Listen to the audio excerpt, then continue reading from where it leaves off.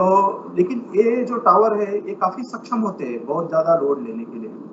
लेकिन जैसे-जैसे लोड बढ़ते गया, वैसे-वैसे ये टावर भी सफिशिएंट नहीं रहे क्योंकि इसमें स्टील का जो यूज़ होता है वो काफ़ी ज़्यादा बढ़ गया और टावर का जो वेट था वो काफ़ी बढ़ गया। उसके कारण हमें लगने लगा कि हम जो नैसर्गिक सामग्री है जैसे कि हमारा इस्पात, वो हम लोग ज़्यादा यूज़ कर रहे हैं और ऐसा ना हो कि हम लोग आज यूज़ कर लें और हमारी जो अगली पीढ़ी है उनको कुछ भी ना बचे। तो उसके लिए हम लोगों ने फिर सोचा कि मतलब जैसे गाइड टावर की संरचना आई, इसमें क्या होता है ना कि जो अलग-अलग जो मेंबर होते हैं वो अलग-अलग टाइप का लोड लेते हैं। तो हम इसमें स्टील का जो उपयोग है वो काफ़ी कुशलता से कर सकते हैं।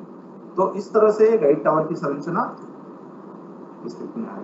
अब मैं आपको अलग-अलग प्रकार के भिन्न-भिन्न प्रकार के टावर्स के बारे में बताऊँगा। जैसे टावर्स होते हैं तो आप अगर रोड देखोगे, रोड के साथ आप ट्रांसमिशन लाइन की कल्पना कर सकते हो। रोड के साथ हमेशा हमें एक पॉइंट से दूसरे पॉइंट में पहुँचना होता है, लेकिन हमेशा हमें सीधा मार्ग नहीं मिलता है। हमें मोड़ लगते हैं, हमें मुड़ना होता है, कहीं पर कर्व्स आते हैं। सेम थिंग हमारे बिजली की तारों के साथ भी वही होता है। तो हमेशा जो होता है जो मतलब डिज़ाइन के हिसाब से उसके अलग-अलग प्रकार पड़ते हैं। तो उसका जो एंगल ऑफ डेविएशन होता है उसके हिसाब से उसके 3 या 4 प्रकार पड़ते हैं। क्योंकि अगर आप देखेंगे जैसे बिल्डिंग हमें अगर एक बिल्डिंग बनानी है तो हम उसी एक बिल्डिंग को डिज़ाइन करते हैं। लेकिन टावर का ऐसा नहीं है। टावर क्या होता है कि जो ट्रांसमिशन लाइन होती है वो कुछ हज़ारों किलोमीटर की लाइन होती है और उसके हर 400 मीटर पे एक टावर लगना ज़रूरी है। तो हमारे जो पूरे ट्रांसमिशन लाइन होती है उसमें हज़ारों टावर आ जाते हैं। अब हम हर एक स्ट्रक्चर तो डिज़ाइन नहीं कर सकते, इसलिए उनके जो डेविएशन एंगल होता है उसके हिसाब से उसके प्रकार पड़ते हैं। जैसे कि suspension tower, light angle tower, medium angle tower, heavy और मिड एंगल टावर। उसी हिसाब से हमें कितने सर्किट लेके जाने हैं उसके हिसाब से हमारे अलग-अलग कॉन्फ़िगरेशन आते हैं। जैसा कि अभी आप देखोगे इस चित्र में सिंगल सर्किट टावर है, उसमें जो 3 कंडक्टर होते हैं, ये जो 3 कंडक्टर से एक सर्किट बनता है, तो ये तीनों जो कंडक्टर है ये हॉरिज़ॉन्टल डायरेक्शन में लगे हुए हैं। और जो दूसरा टावर है इसमें 2 सर्किट ये ले रहा है, लेकिन यहाँ पर जो है कॉन्फ़िगरेशन है जो है वो वर्टिकल कॉन्फ़िगरेशन है, इसीलिए double circuit vertical configuration tower कहा जाता है इसे। और जो तीसरा कॉन्फ़िगरेशन है इसमें नंबर ऑफ सर्किट्स ज़्यादा है, जैसे कि अभी इसमें 4 सर्किट है, 1, 2, 3 और 4। तो ये चारों सर्किट है तो इसे क्वाड सर्किट टावर बोला जाएगा या मल्टी सर्किट टावर बोला जाएगा। अब हर टावर के ऊपर ये जो ऊपर वाले पॉइंट्स है, आप देख रहे होंगे इन्हें ग्राउंड वायर पीक कहा जाता है। तो यहाँ पे अर्थ वायर या ग्राउंड वायर लगाई जाती है, जिसका काम होता है कि जब भी बिजली गिरती है, तो उससे कंडक्टर को होने वाले डैमेज को बचाया जा सके। तो जो भी मतलब बिजली जब गिरती है तो सारी बिजली वो एब्सॉर्ब करके वो टावर के ज़रिए उसको ज़मीन के अंदर पहुँचा देती है, उसे उसे अर्थ वायर कहा जाता है।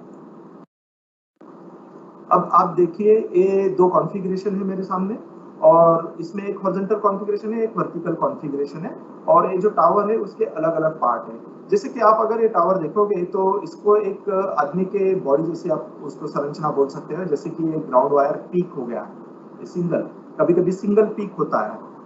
और दूसरा ये जो है इन्हें क्रॉस आर्म कहा जाता है, जिनके ऊपर मतलब इंसुलेटर के ज़रिए हम लोग कंडक्टर्स को सपोर्ट करते हैं। तो ये जो पोर्शन है जहाँ पर ये सारे क्रॉस आर्म लगे होते हैं, इसे केज या हैम्पर पोर्शन कहा जाता है। उसके नीचे वाले पोर्शन को बॉडी कहा जाता है। अब ये क्या होता है ना कि हम जब चलते हैं मतलब काफ़ी सारा डिस्टेंस होता है तो हमेशा हमें हमारा प्रयास ये होता है कि जो ट्रांसमिशन लाइन है वो एक ही लेवल पे रहे, ताकि हमारा जो डिज़ाइन है वो इकोनॉमिकल रहे। लेकिन हमेशा क्या होता है ना कि हमें एक तरह से एक सतह वाली ज़मीन तो मिलती नहीं है, हमारे अंडुलेशंस होते हैं ज़मीन के ऊपर। तो उसके लिए फिर क्या होता है ना कि हम लोग उसके लिए बॉडी एक्सटेंशन या लेग एक्सटेंशन, इसे बॉडी एक्सटेंशन कहते हैं। ये बॉडी एक्सटेंशन मतलब टावर की ऊँचाई, मतलब कहीं पर अगर 50 मीटर का टावर है, अगली जगह पर उसकी लेवल अगर 60 मीटर होती है तो फिर मुझे 10 मीटर का बॉडी एक्सटेंशन उसके अंदर मैं फिट कर सकता हूँ। तो अलग-अलग हाइट के बॉडी एक्सटेंशंस होते हैं और कई-कई जगह पर जो ये लेग्स कहा जाता है इन्हें, तो ये लेग एक्सटेंशन जो होते हैं ये मतलब जो हिली एरिया होता है वहां पर यूज में आता है, क्योंकि क्या होता है ना कि हिली एरिया में अगर काफी सख्त पत्थर है तो उसे हम काट नहीं सकते क्योंकि उसका खर्चा काफी ज्यादा आता है। तो हम क्या करते हैं उसे हम लोग अलग अलग लेवल के लेग एक्सटेंशन लगाते हैं। जैसे मान लो एक साइड का जो लेग है वो 3 मीटर का हो जाएगा और दूसरे साइड का लेग जो है वो 6 मीटर का हो जाएगा, या उसके अनुपात में मतलब कुछ जो भी मतलब डिफरेंस होता है वो मैक्सिमम हम 3 मीटर का रखते हैं, और उसका जो डिफरेंस होता है वो मतलब लेग एक्सटेंशन जो होते हैं 1.5 मीटर से चालू होकर और 12 मीटर तक के होते हैं। लेकिन दो कंसेक्यूटिव लेग एक्सटेंशन में हम लोग डिफरेंस जो रखते हैं वो सिर्फ 3 मीटर का रखते हैं। अब ये जो सेकंड टावर है हॉरिजॉन्टल कॉन्फ़िगरेशन है, इसमें क्या है ना कि तीनों जो कंडक्टर्स है एक सर्किट के उन्हें एक हॉरिजॉन्टल कॉन्फ़िगरेशन में रखा गया है। तो दो तो कंडक्टर ये वर्टिकल कॉन्फ़िगरेशन में भी थे दोनों साइड में, लेकिन ये जो बीच वाला कंडक्टर है उसको फैसिलिटेट करने के लिए हमने एक विंडो पोर्शन बनाया है टावर में, और ये जो है ये बीम हो गया है। तो जो नीचे वाला पोर्शन जो है वो सेम ही होता है, लेकिन टॉप वाला पोर्शन का जो अभियान मतलब जो संरचना होती है वो कुछ अलग भिन्न प्रकार की होती है, उसी हिसाब से उसका विश्लेषण किया जाता है। और ये फाइनल ट्रांसमिशन लाइन सिस्टम है। अभी यहाँ पर देखिए ये मैंने आपको जो वर्टिकल कॉन्फ़िगरेशन दिखाए थे उसमें तीनों सर्किट एक ही लेवल पे लगे थे, लेकिन ये जो आप देख रहे हैं ऊपर वाली लाइन यहाँ पर डेल्टा कॉन्फ़िगरेशन है। यहाँ पर मतलब ये जो नीचे वाला जो क्रॉस आर्म है वो काफी लंबा है, उसमें दो कंडक्टर्स एक साइड वाले दो कंडक्टर्स एक ही लेवल पर है। तो ये जो तीन कंडक्टर मतलब ये डेल्टा कॉन्फ़िगरेशन में है, इसलिए डेल्टा सर्किट कॉन्फ़िगरेशन कहा जाता है इसे, मतलब double circuit delta configuration transmission line, और ये single circuit horizontal configuration transmission line system. अब मैं जरा आपको टावर्स के मैन्युफैक्चरिंग के बारे में बता दूं। ये जो टावर्स होते हैं इनको बनाने के लिए हम सिर्फ और सिर्फ एंगल सेक्शन यूज करते हैं जो कि लोहे के बने हुए होते हैं। तो जो रॉ मटेरियल है देखिए आप अलग अलग साइज के अलग अलग थिकनेस के एंगल सेक्शन होते हैं, और जो कि हमारा जो मैन्युफैक्चरिंग होता है मतलब काफी ज्यादा हमें फैब्रिकेशन करना होता है। तो हम अगर मैनुअल सिस्टम से करेंगे तो हमें काफी समय लग जाएगा, क्योंकि एक एक ट्रांसमिशन लाइन में हमें कम से कम मतलब 30,000 से 40,000 टन लोहे का इस्तेमाल किया जाता है। उससे जो टावर बनते हैं वो कुछ हजारों की संख्या में होते हैं, और हर एक टावर में कुछ हजार मेंबर्स होते हैं। तो हर एक मेंबर का जो होता है उसमें 3 ऑपरेशन होते हैं, या तो उसका मेंबर को कट करना होता है, या तो फिर उसमें ड्रिलिंग या पंचिंग होता है, और फाइनली उसमें गैल्वेनाइजिंग होता है। ये 3 ऑपरेशंस होते हैं। तो पंचिंग और कटिंग के लिए हम लोग सीएनसी मशीन यूज करते हैं। इवन ड्रिलिंग के लिए भी हमें आजकल उन्नत मशीन है, सीएनसी मशीन है, कंप्यूटर ऑपरेटेड है। और ये जो है यहाँ पर हॉट डिप गैल्वेनाइजिंग होता है, मतलब लीड का कोटिंग लगाया जाता है। तो ये गैल्वेनाइजिंग के लिए एक हॉट डिप बाथ होता है, उसमें इन्हें डीप किया जाता है, और ये बाद में यहाँ पर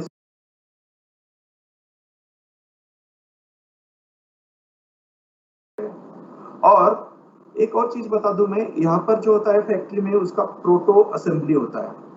जो मतलब टावर बनता है, अभी ये क्या है ना कि कुछ बिल्डिंग अगर बनती है तो हम लोग बिल्डिंग को पूरा बिल्डिंग नहीं टेस्ट करते हैं, हम लोग उसका मॉडल टेस्ट करते हैं, या तो फिर उसके एक एक कंपोनेंट टेस्ट करते हैं। जैसे मान लो कि मटेरियल टेस्ट कर रहे हैं, हम लोग पहले मॉर्टर टेस्ट करते हैं, फिर कंक्रीट टेस्ट करते हैं, इंडिविजुअल कंपोनेंट जैसे कि मतलब सीमेंट का टेस्टिंग होता है, रेत का टेस्टिंग होता है, एग्रीगेट का टेस्टिंग होता है, फिर अलग अलग कंपोनेंट्स का टेस्टिंग होता है, या फिर बीम का टेस्ट होता है, इंडिविजुअल कॉलम का टेस्ट होता है, स्लैब का टेस्ट होता है। लेकिन ट्रांसमिशन लाइन टावर का ऐसा नहीं होता है। यहाँ पर पूरा जो प्रोटोटाइप होता है टावर का वो टेस्ट होता है, क्योंकि क्या है ना यहाँ पर जो डिजाइन है वो टाइप डिजाइन है। जैसे मैंने पहले बताया था कि डेविएशन एंगल के हिसाब से हम लोग भिन्न प्रकार के टावर्स बनाते हैं, जैसे light angle tower, medium angle tower. तो हर एक टावर का कैटेगरी में कम से कम कुछ 100 या हजारों टावर्स होते हैं। तो अगर अगर एक टावर में टेस्ट करता हूँ, उसका परीक्षण करता हूँ और वो सफल होता है परीक्षण, तो मेरे 1000 टावर सेफ है और उनका मैं फैब्रिकेशन चालू कर देता हूँ। तो और दूसरी चीज ये होती है कि ये स्टील के बने होते हैं टावर, तो इसमें मतलब फ्लेक्सिबिलिटी नहीं होती है, क्योंकि क्या होता है कि इसका जो जो भी फैब्रिकेशन होता है बहुत ही माइन्यूट इससे करना पड़ता है, बहुत ही मतलब प्रिसीजन फैब्रिकेशन होता है। क्योंकि अगर यहाँ पर होल्स होते हैं, होल्स को हम बोल्ट से फिक्स करते हैं। अगर मेरा कुछ गलती हो गई होल्स में आगे पीछे हो गया तो मेरे जो मेंबर्स है वो ठीक से बराबर से बैठेंगे नहीं। तो हम क्या करते हैं ना उसका प्रोटो टेस्टिंग करके देख लेते हैं, क्योंकि इसमें दूसरी मेरी और कठिनाई ये है कि मेरा जो स्लोप होता है टावर का वो 3D स्लोप होता है, जो कि अचीव करना बहुत कठिन होता है। तो उसके लिए क्या करते हैं, फैक्ट्री के अंदर ही पूरे के पूरा टावर, जैसे ग्राउंड के ऊपर ये देखो है पूरा टावर असेंबल करके देख लेते हैं सारे मेंबर ठीक से बैठ रहे हैं या नहीं बैठ रहे, उसके हिसाब से उनके ड्राइंग्स जो होते हैं जो फैब्रिकेशन के लिए यूज किए जाते हैं उनमें करेक्शंस किए जाते हैं। और फिर एक बार ये प्रोटो असेंबली हो गई कि उसके बाद एक टेस्ट टावर बनाया जाता है और उसे परीक्षण के लिए हमारा जो टावर परीक्षण और अनुसंधान स्टेशन है वहां पर भेजा जाता है, या फिर उसके जैसे कोई और केंद्र है तो उन पर भेजा जाता है। वहां पर टेस्ट होने के बाद अगर एक टावर सफल टेस्ट होता है तो फिर उसके फैब्रिकेशन क्लियरेंस मिलता है। इस प्रकार से जो चार मुख्यतः मतलब 4 प्रकार के टावर होते हैं, उन चारों प्रकार के टावर का होने के बाद पूरा मटेरियल जो डिस्पैच किया जाता है साइट पे और फिर उनका इरेक्शन किया जाता है। अब जैसा मैंने कहा कि टावर का डिजाइन जो होता है तो उसके लिए भिन्न प्रकार के लोड होते हैं। तो पहला जो, और मैंने ये भी बताया था आपको कि उसका जो एंगल होता है डेविएशन एंगल, अगर आप देखोगे तो ये लाइन है और यहाँ पर ये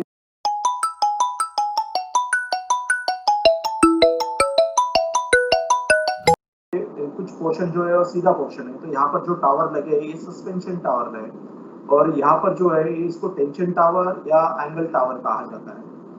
ओके। और उनके जो लोड होते हैं वो 3 प्रकार के लोड होते हैं।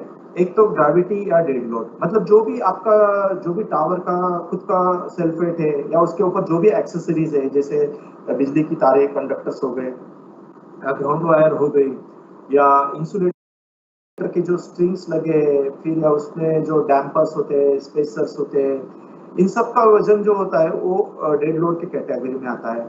और दूसरा जो लोड होता है वो मुख्य लोड होता है, वो क्लाइमेटिक लोड होता है, जैसे मतलब वातावरण का जो भी मतलब प्रभाव होता है वो इन लोड्स के रूप में टावर के डिजाइन में लिया जाता है।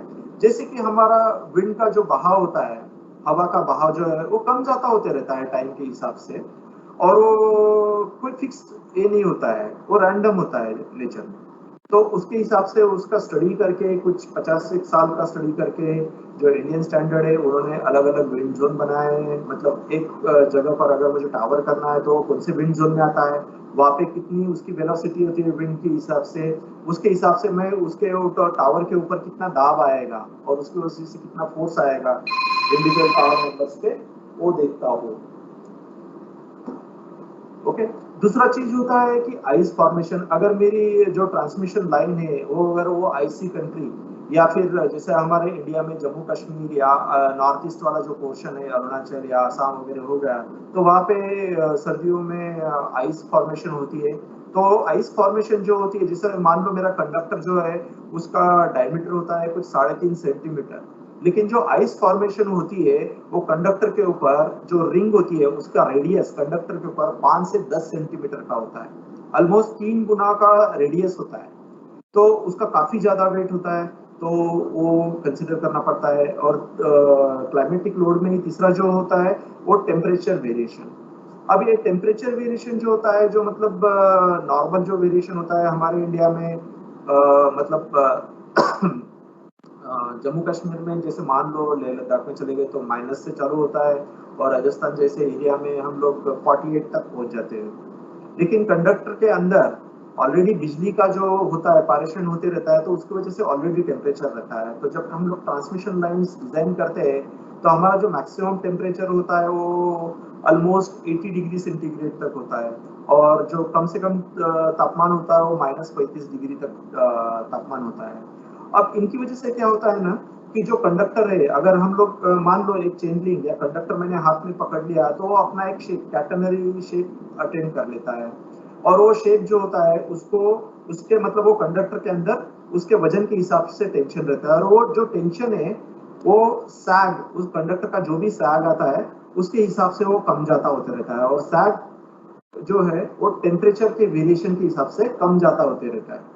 तो उस टेम्परेचर के वेरिएशन की वजह से वो सैग आता है। तो ना मतलब आमतौर पर जो है वो सारे कंडक्टर्स अगर मतलब सस्पेंशन टावर्स है सब जगह पर, कोई चेंज नहीं है। मेरे जो स्पैन जो है टावर्स, दो टावर के बीच में 400 मीटर है, तो जो सैग है वो कांस्टेंट रहेगा और वो जो भी है मतलब इक्विलिब्रियम में रहेगा।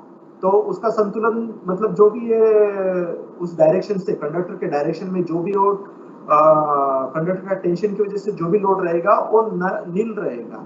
लेकिन अगर किसी रीजन में मतलब एक स्पैन में अगर कुछ टेम्परेचर में वेरिएशन आ गया तो क्या होता है, अनबैलेंस टेंशन आ जाएगा। ओके, तो उस लोडिंग के लिए मुझे डिजाइन करना पड़ता है। या फिर जैसा एंगल टावर आ गया बीच में, तो एंगल टावर क्या होता है, उसके बीच में जो है वो डेविएशन एंगल आ जाएगा।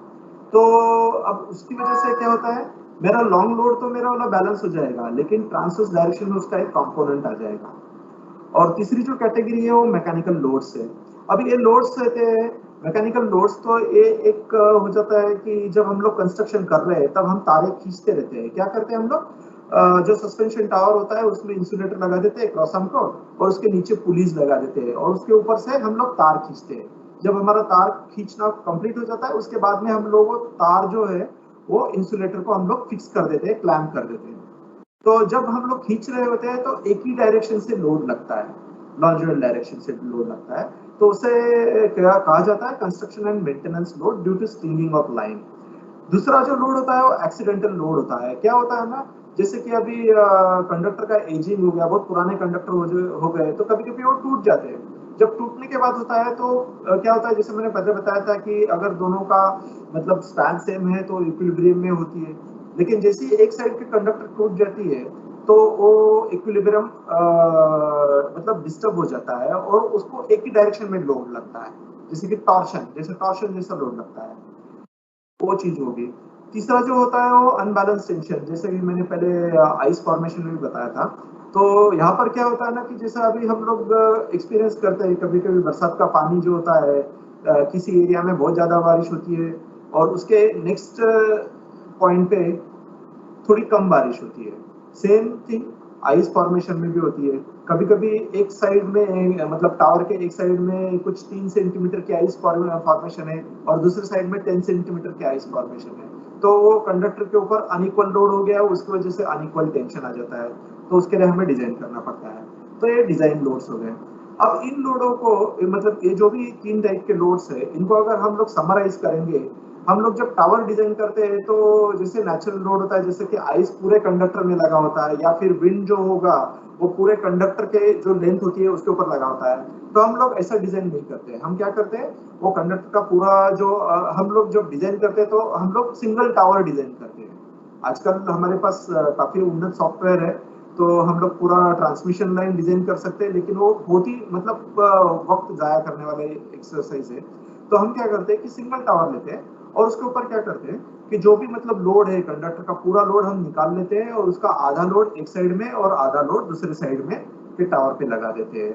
वैसे मतलब जब टावर हम लोग लेते हैं तो हमारा टावर का है ना मतलब लेफ्ट साइड वाली स्पैन है उसका आधा लोड एक साइड से और राइट साइड वाली स्पैन है उसका आधा लोड। तो वो लोड हम लोग लेते हैं और वो जो लोड होता है, अगर हमारा विंड का लोड है तो ट्रांसवर्स डायरेक्शन में होगा, अगर हमारा ब्रोकन कंडक्टर का लोड है तो लॉन्जिट्यूडनल डायरेक्शन में होगा। मतलब दोनों ही एक ही जगह पर मतलब एक ही प्लेन में लगते हैं, हॉरिजॉन्टल प्लेन में, लेकिन उसकी जो डायरेक्शन है एक विपरीत दिशा होती है और एक जो होती है लॉन्जिट्यूडनल डायरेक्शन होती है। और तीसरा जो लोड है जो मैंने ग्रेविटी लोड्स बनाए थे वो तो सीधे मतलब ग्रेविटी की डायरेक्शन में मतलब वर्टिकल डायरेक्शन में लगेंगे। तो 3 डायरेक्शन में लोड होते हैं। तो हमारे जो कंडक्टर्स या ग्राउंड वायर्स के लोड है वो टावर के जो क्रॉस आर्म्स होते हैं उसके पॉइंट पे हम लोग 3 डायरेक्शन में लगाते हैं। मतलब हमने हमारा जो प्रॉब्लम है वो काफी सिंपल कर दिया। अब दूसरा जो होता है कि टावर जो होता है, टावर्स के मेंबर्स होते हैं उनके ऊपर भी हवा के दबाव की वजह से लोड आता है। तो वो लोड भी हम लोग कैलकुलेट करते हैं, लेकिन वो लोड भी हम लोग हर जगह पर नहीं लगा सकते हैं। तो हम क्या करते हैं, उसका एक पैनल ले लेते हैं। जैसे कि मैंने शुरुआत में जो फिगर दिखाए थे उसमें मैंने जैसे बोला था कि एक बॉडी एक्सटेंशन, तो वो एक पैनल हो गया। तो पैनल का पूरा लोड निकाल लेते हैं और वो जैसा ये अगर टावर को हम लोग अगर काटते हैं एक लेवल पे तो वो स्क्वायर शेप में दिखता है। जैसे कि अभी ये क्रॉस आर्म है, यहाँ पे क्रॉस आर्म के लेवल पे काटा है तो ये देखो टावर का जो पोर्शन है एक स्क्वायर है। तो हम क्या करते हैं, जो भी बॉडी का पूरा लोड है हम लोग टॉप लेवल और बॉटम लेवल में लगा देते हैं आधा आधा, या फिर वो अगर वो स्लोप में है तो उसका सीजी निकाल के उसके अनुपात में हम लोग डिवाइड करते हैं लोड को, और उसे हम लोग फिर से मतलब 4 पॉइंट पे हम लोग लगाते हैं उसको डिवाइड करके। तो इस प्रकार से हम लोगों ने हमारा प्रॉब्लम जो है वो काफी सिंपल कर लिया। एक तो मतलब कंडक्टर और ग्राउंड वायर का लोड हम लोग सिर्फ ट्रांसफार्म पे लगाएंगे, और जो टावर का पूरे बॉडी का लोड है हम लोग मतलब जो भी है पैनल्स के टॉप और बॉटम लेवल पे ही 4-4 पॉइंट पे लगाएंगे।